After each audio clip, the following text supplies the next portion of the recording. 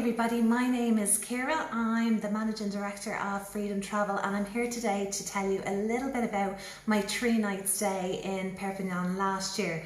I travelled over on the 18th of August and I stayed in the Windsor Hotel, which is right in the centre of Perpignan. Now Perpignan is divided into two parts. You have the old city over one side of the river and then the newer side of the city over the far side. That's where you'll find the likes of your Zara and some of the high street shops. Where I stayed was about 5 minutes from all the little winding streets of Perpignan, which were absolutely beautiful. Now I arrived in on Sunday and the beauty of the Aer Lingus flights is you get in there at 9 o'clock in the morning and it's only 10 minutes the airport from the centre of Perpignan, and it will set you back about €25, which is pretty expensive for a 10-minute journey, but anyway. There are buses which I would definitely recommend. It's only on my way back that I noticed the bus stop which had a USB charging point and everything, which is great, just to check that you're getting the right bus. So anyway, I headed into Perpignan, and on the first day, it was a Sunday, the place was absolutely deserted. There was not a soul or sinner to be seen. So I walked around for about an hour, well, about 2 hours, because I just dropped my bags at the hotel and then went out exploring. So Perpignan was so quiet, I decided to hop on a bus, which was literally, the bus stop was straight across the road from where I was staying in the Windsor Hotel, and that took me to Canet-en-Roussillon.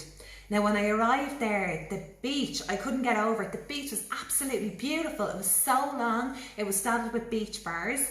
And what struck me about this area was it's quite built up, which I wasn't really expecting. It's like Torremolinos and Belmedina. So you have your high-rise apartment blocks. You have a lot of kind of shops, which would be like your bucket and spade and like a few clothes shops, trinkets, key rings, that sort of thing. But the beach there is fabulous. There's loads to see and do. Like they had the carousel there as well for families. The big huge area which is quite open, but an awful lot of the tables and chairs were laid out so you could sit in a restaurant right in the centre of things and just soak up the atmosphere. I also heard a few Irish accents going past on the bike, so I can only imagine that they were coming from the likes of some of the campsites which are located around that area. One of the very good ones would be the likes of La Brazilla. So anyway, I spent a day there. I decided I wasn't equipped because I didn't know it was going to be such a nice day. The sun was splitting the stones.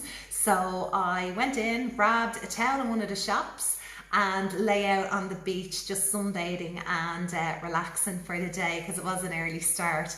And then to top the evening off, I went into a lovely beach bar called La Cala. And what I loved about it was all like the whitewashed picket fences around it. It was just a lovely atmosphere. They're really chilled out, relaxing music. So I sat there for the evening and just listened to the ocean and had a few gin and tonics before getting the bus back, which only takes about 15 to 20 minutes from the centre of Perpignan. So if you want to combine like a beach and a city stay, it's really good. But just be warned, Perpignan, it is a beautiful city, but you get around it in 2 days. There's not masses amount of things to do unless you're willing to travel, which I always am. So then the second day, I decided to go to Collioure, and the reason I chose to go to Collioure is a friend of mine called Tom Sweeney wrote a fantastic article that just it mesmerized me. I was like, he had such passion for the place, and he arrived when the weather was awful and still sung its praises. So I decided that I'd take the train from Perpignan and head down there. And I have to say, Tom, he did not let me down. Collioure was absolutely beautiful. When you arrive in the train station in Collioure, it'll take you about 10 minutes to walk into the centre, which is where the main beach is. Now when I say the main beach, that's where you will find an awful lot of tourists. It is quite busy and the streets are so narrow that you are kind of bumping into people, but that's all part of it, you know. It's little cobble streets. You can go down other ones that aren't as busy, but you would get lost in there. It's just like a mirror of the streets. It's beautiful. And then you have the lighthouse there as well, the lighthouse tower, as it used to be a lighthouse. as you walk out, the promenade opens up, and that's where the magic happens. That's where you get the view and the castle up on top of the hill, and it's absolutely beautiful. So I walked around then the fort that's situated on the corner, and that brought me to a beach that was much more kind of relaxed, not as crowded. So if you're looking to get away from the crowds, that's where you head. There wouldn't be the same selection of bars and restaurants around there, but still a few places dotted around to grab a cool drink or a bite to eat. So me being someone that wants to be in the heart of all the action, I walked back around to the centre of Collioure and decided just to grab a bite right at the beach side, and I sat there for about 2 hours just soaking up the atmosphere. But it is definitely a place that I would go back to, and it's a place that I'd stay because it has the beach, it has the bars and restaurants, and I was lucky enough then to go back on my third night being there and sample what the nightlife is like.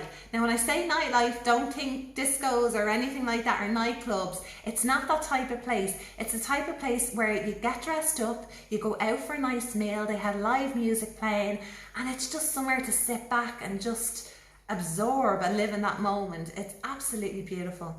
So that was my second day. So my third and final day, I decided I would go to Carcassonne. And the reason I wanted to go to Carcassonne, I'd seen it in a lot of the brochures, I'd seen the pictures, and you know, sometimes you just see a picture and you want to be there. This was one of them places that I've always wanted to go. It's like, it's a castle, it's like your childhood coming back. You want to, the princess that gets saved. So I went to Carcassonne, but the train journey is quite long. So I decided to break it up because the train was going to stop in Narbonne anyway.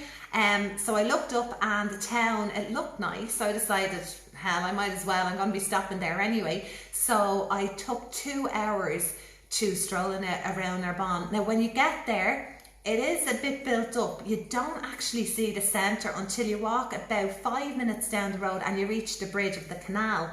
It's when you look down that you have that, takes your breath away moment, because as you're looking down the canal, it is just immaculate. They've all the beautiful flowers lining the canal. All the bridges over are just filled with all these beautiful floral displays. The buildings and architecture are just amazing. It's like something you see on a wedding cake. It's like the Liberty style buildings. It's just like sculpture. It's fabulous. I'll show you some of the pictures that I've taken. But as I walk down as well, they have a huge cathedral on your left hand side. And it's one of those places, it's got that upmarket feel to it. As you're walking down the street, you're getting the whiff of the lady's expensive perfume and the gentleman's aftershave. It's a gorgeous place. Everything is gorgeous in it. So as I walk down the canal then, the big tree-lined streets, the big avenues, at the end of the canal then, you'll find on the right-hand side, there's the marketplace. Now, I love markets because it's like an assault on the senses, as my friend Lisa would say. And that's where you'll have all the fresh food. You'll see the locals going about their daily business. You don't want to miss it. You really don't. So I was actually disappointed I had to leave. I really didn't want to. So I got the train then and I went to Carcassonne, and unfortunately when I arrived it was absolutely lashing. But my first impression was, it's beautiful.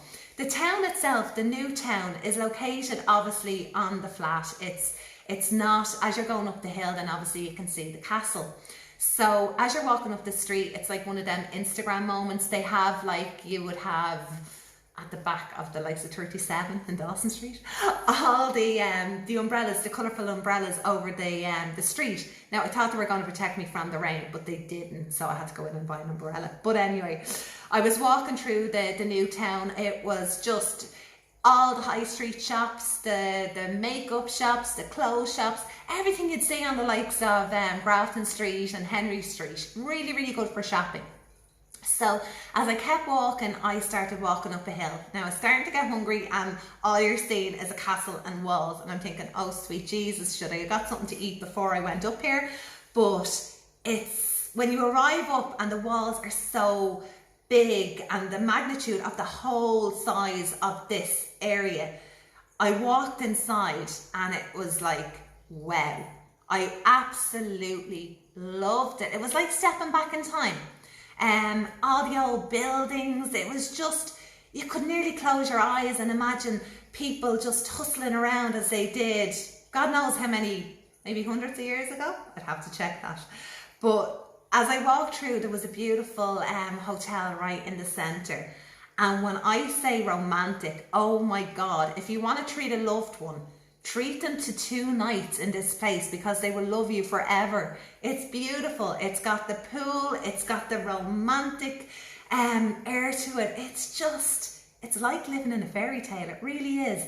And it's a town in itself. So you have the beauty of having Carcassonne, and then 15-20 minutes walk away you have the very new town of Carcassonne, where you can do all your shopping. So it's the best of both worlds. But there's plenty of bars and restaurants within that old city, and they're all kind of hidden behind places. So like, you'll be walking down the street and like there's a little alleyway, but if you go down that alleyway you'll see a fabulous menu and you're wondering where the door to the restaurant is, but it's there. It's just really well hidden. So I'm sure if I had more time there I'd be able to give you more advice on it. But definitely, if you've been, let me know your recommendations on restaurants or what you enjoyed viewing when you were there, because I try and get so much in. Sometimes I miss a lot as well, but it's just to get a feel for the place and to think, is it somewhere I'd recommend?